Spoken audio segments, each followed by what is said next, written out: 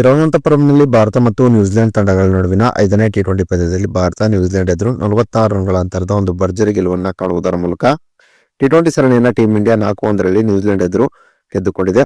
ಇನ್ನು 5ನೇ ಟಿ20 ಪಂದ್ಯದಲ್ಲೂ ಕೂಡ ಟೀಂ ಇಂಡಿಯಾದ ಎದುರು ನ್ಯೂಜಿಲೆಂಡ್ ಸೋಲನ್ನ ಕಂಡ ಬಳಿಕ ನ್ಯೂಜಿಲೆಂಡ್ ತಂಡದ ನಾಯಕ ಮಿಚೆಲ್ ಸ್ಯಾಂಟ್ನರ್ ಹೇಳಿದ್ದೇನೆ ಎಂಬುದರ ಡೀಟೇಲ್ಸ್ ಅನ್ನ ಈ ವಿಡಿಯೋದಲ್ಲಿ ನಾವು ನಿಮ್ಮ ಜೊತೆ ಶೇರ್ ಮಾಡಲಿದ್ದೇವೆ. ಈ ಸುದ್ದಿಯ ಡೀಟೇಲ್ಸ್ ಅನ್ನ ಕೊಡುವುದಕ್ಕಿಂತ ಮುಂಚೆ ನೀವು ಟೀಂ ಇಂಡಿಯಾದ ಅಭಿಮಾನಿಗಳಾಗಿದ್ದಲ್ಲಿ ಈ ವಿಡಿಯೋಕ್ಕೊಂದು ಲೈಕ್ ಮಾಡಿ. ಹಾಗೆಯೇ ಟೀಂ ಇಂಡಿಯಾದಲ್ಲಿ ಯಾವ ಆಟಗಾರ ನಿಮಗೆ ತುಂಬಾ ಇಷ್ಟ ಎಂಬ ನಿಮ್ಮ ಅನಿಸಿಕೆಯನ್ನ ತಪ್ಪದೇ ಕಮೆಂಟ್ ಬಾಕ್ಸ್ ಅಲ್ಲಿ ತಿಳಿಸಿ ಕೂಡ. ತಿರುವನಂತಪುರಂನಲ್ಲಿ ಭಾರತ ಮತ್ತು ನ್ಯೂಜಿಲೆಂಡ್ ತಂಡಗಳ ನಡುವಿನ 5ನೇ ಟಿ20 ಪಂದ್ಯದಲ್ಲಿ ಟಾಸ್ ಗೆದ್ದು ಮೊದಲು ಬ್ಯಾಟಿಂಗ್ ಇಳಿದಂತ ಭಾರತ ನಿಗದಿತ 20 ಓವರ್ನಲ್ಲಿ 5 ವಿಕೆಟ್ ಅನ್ನ ಕಳೆದುಕೊಂಡು 271 ರನ್ಗಳ ಒಂದು ಬೃಹತ್ ಮೊತ್ತವನ್ನು ಕಲೆ ಹಾಕಿತು. 5ನೇ ಟಿ20 ಪಂದ್ಯದಲ್ಲಿ ಇಶಾನ್ ಕಿಶನ್ ಟೀಂ ಇಂಡಿಯಾದ ಪರವಾಗಿ 43 ಎಸೆತದಲ್ಲಿ 103 ರನ್ ಅನ್ನು ಹೊಡೆದರು. ಇನ್ನು ನಾಯಕ ಸೂರ್ಯಕುಮಾರ್ ಯಾದವ್ 30 ಎಸೆತದಲ್ಲಿ 63 ರನ್ ಅನ್ನು ಹೊಡೆದರು. ಇನ್ನು ಗೆಲುವಿಗಾಗಿ 272 ರನ್ಗಳ ಒಂದು ಬೃಹತ್ ಗುರಿಯನ್ನು ಪಡೆದಂತ ನ್ಯೂಜಿಲೆಂಡ್ ತಂಡ 19.4 ಓವರ್ನಲ್ಲಿ 225 ರನ್ಗಳಿಗೆ ಆಲ್ಔಟ್ ಆಗುವುದರ ಮೂಲಕ 5ನೇ ಟಿ20 ಪಂದ್ಯದಲ್ಲಿ ಭಾರತ ಎದುರು ನ್ಯೂಜಿಲೆಂಡ್ 46 ರನ್ಗಳ ಅಂತರದ ಒಂದು ಹೀನಾಯವಾದಂತಹ ಸೋಲನ್ನ ಕಂಡಿತು.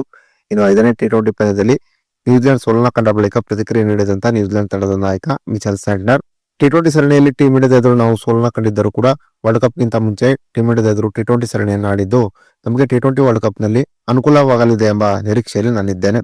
ನಿಜಕ್ಕೂ ಕೂಡ ಟಿ20ಯಲ್ಲಿ ಸದ್ಯ ಟೀಂ ಇಂಡಿಯಾ ಒಂದು ಸರ್ವಶ್ರೇಷ್ಠ ತಂಡವಾಗಿದೆ. ಇಂತಹ ತಂಡವನ್ನ ತವರಿನಲ್ಲಿ ಟಿ20 ಸರಣಿಯಲ್ಲಿ ಮಣಿಸುವುದು ತುಂಬಾನೇ ಕಷ್ಟ. ನಾನು ಎಣಿಸಿದಂತೆಯೇ ಟಿ20 ಸರಣಿಯಲ್ಲಿ ನಮ್ಮಿಂದ ಭಾರತವನ್ನು ಸೋಲಿಸಲು ಸಾಧ್ಯವಾಗಲಿಲ್ಲ.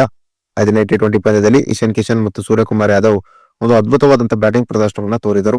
ನಿಜಕ್ಕೂ ಕೂಡ ನಮ್ಮ ಬೌಲರ್ಸ್ ಗಳನ್ನ ಇವರಿಬ್ಬರು ಬೆಂಡೆತ್ತಿದ್ದಾಗ ನೋಡಿದಾಗ ಖಂಡಿತವಾಗಿಯೂ ಬೌಂಡ್ರಿ ಲೈನ್ ಗಳು ಇನ್ನಷ್ಟು ದೊಡ್ಡದಾಗಿರಬೇಕಾಗಿತ್ತಂತ ನನಗೆ ಅನಿಸಿದ್ದು ಮಾತ್ರ ಸುಳ್ಳಲ್ಲ. ಇನ್ನು ನಮ್ಮ ತಂಡದ ಪರವಾಗಿ ಫಿಲ್ ಅಲೆನ್ ಕೂಡ ಒಂದು ಉತ್ತಮವಾದ ಬ್ಯಾಟಿಂಗ್ ಪ್ರದರ್ಶನ ತೋರಿದರು. ಫಿಲ್ ಅಲೆನ್ ಈ ಸರಣಿಯಲ್ಲಿ ಮೊದಲ ಬಾರಿಗೆ ಆಡುತ್ತಿದ್ದರೂ ಕೂಡ ಒಂದು ಅದ್ಭುತವಾದಂತಹ ಬ್ಯಾಟಿಂಗ್ ಪ್ರದರ್ಶನ ತೋರಿದರು. ಫಿಲ್ ಅಲೆನ್ ಆಡುತ್ತಿದ್ದಾಗ ನಾನು ಗೆಲುವಿನ ಆಸೆಯನ್ನ ಈ ಪಂದ್ಯದಲ್ಲಿ ಪಟ್ಟಿದ್ದೆ. ಆದರೆ ಅಕ್ಷರ್ ಪಟೇಲ್ ಫಿಲ್ ಅಲೆನ್ ಅವರನ್ನ ಔಟ್ ಮಾಡುವುದರ ಮೂಲಕ ನಮ್ಮ ಗೆಲುವಿನ ಕನಸಿಗೆ ಅಕ್ಷರ್ ಪಟೇಲ್ ಅಡ್ಡಿಯಾದರು.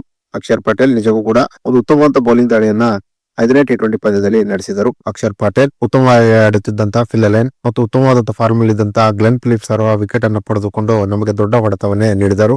ಅಕ್ಷರ್ ಪಟೇಲ್ ಈ ರೀತಿಯಾದಂತಹ ಒಂದು ಉತ್ತಮವಾದ ಬೌಲಿಂಗ್ ಪ್ರದರ್ಶನವನ್ನು ತೋರದೆ ಹೋಗಿದ್ದಾರೆ ಖಂಡಿತವಾಗಿಯೂ ನಮಗೆ ಗೆಲುವಿನ ಅವಕಾಶಗಳು ಇತ್ತು ಅಂತ ನಾನು ಭಾವಿಸಿದ್ದೆ ಎಂಬ ಮಾತನ್ನ ಇದೇ ಸಂದರ್ಭದಲ್ಲಿ ಮಿಚೆಲ್ ಸ್ಯಾಂಟ್ನರ್ ಹೇಳಿದ್ದಾರೆ.